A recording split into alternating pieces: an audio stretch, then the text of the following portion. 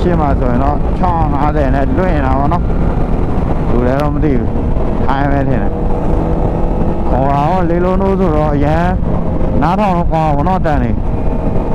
ရန်လွင့်ပါလေမိုက်ပါလေရှယ်ပဲဟိကောလေဆောင်းနောက်ဆက်ကြည့်မယ်နော်โอ้နောက်ဆက်ရပြန်နောက်ဆက်ရအာ3ရဲ့ကြောက်တော့လို့မရဘူးအာ3နဲ့ဆက်တော့လို့မရဘူးဟုတ်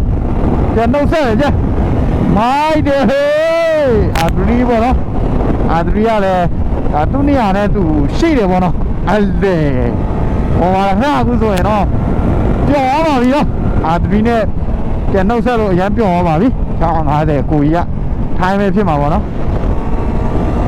ဒါပဲဆိုင်ကယ်မှာတော့ထိုင်းနေမြန်မာတွေမခွဲနေဘူးเนาะဆိုင်ကယ်မောင်းနေမျက်နှာအောက်သားနေထိုင်းနေမြန်မာတွေမခွဲတာမြန်မာမသိသွားရင်တော့တစ်မျိုးပေါ့နော်မြန်မာမသိမချင်းကတော့လေးသားမှုတွေရှိကြပါရဲ့မိုက်ပါတယ်နော်ဒါပဲဆိုင်ကယ်နဲ့ပတ်သက်လို့ရှိရင်ပျော်ရွှင်တဲ့အားတစ်ခုလေးပေါ့နော်မင်းကြီးသမားတွေရဲ့အရန်လေးသားမှုရှိတဲ့ respect တရားပေါ့နော်မိုက်ပါတယ်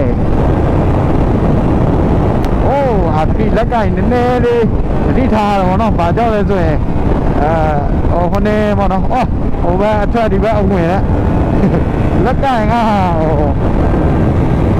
ဟိုနေဖြစ်တယ်ပေါ့နော်ကန်စပါဒီလက်ကင်ထိချိုးတဲ့ကောင်မပါဘူးဆိုရင်ဒီဂုံးတွေပါတွေတက်တဲ့အချိန်မှာလက်ကင်ရန်ဝါတက်တယ်လက်ကင်ရန်ဝါရဲ့ထိမနိုင်ဘူးဆိုရင်အဲ့ဒါရမ်းများရနော်အာဒရီကမောင်းမယ်ဆိုရင်တော့190 180လောက်တော့ရောက်မှာပေါ့နော်ဒါပေမဲ့မလုံးတင်ပါဘူးအာဒရီရောဘာကြောင့်ဆိုတော့ကန်းစပတ်မရှိတော့ပါထိချုပ်ထားတဲ့ကောင်မထည့်တာတော့တကယ်ထည့်ရတဲ့ကောင်တွေဆိုရင်တော့အကောင်ဖြုတ်လို့ရပါလေပြဿနာမရှိဘူးနော်ကွန်ပျူတာကောင်မှဆိုရင်တော့ထည့်တာဟုတ်ဘာကြောင့်မထည့်တာလဲဆိုရင်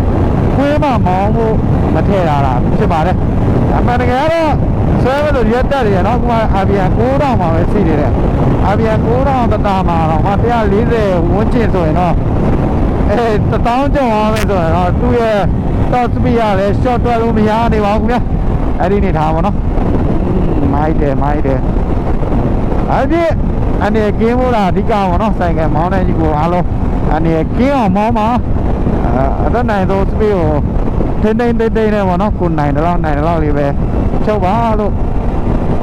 ပြောချင်ပါတယ်ဆရာကြီးတော့မဟုတ်ပါဘူးเนาะဒါပေမဲ့ညီလေးတွေအားပေးတဲ့ညီလေးတွေတော့ရှိပါတယ်ဟုတ်ကဲ့ပါအားလုံးကျေးဇူးထူးပဲတင်ပါတယ်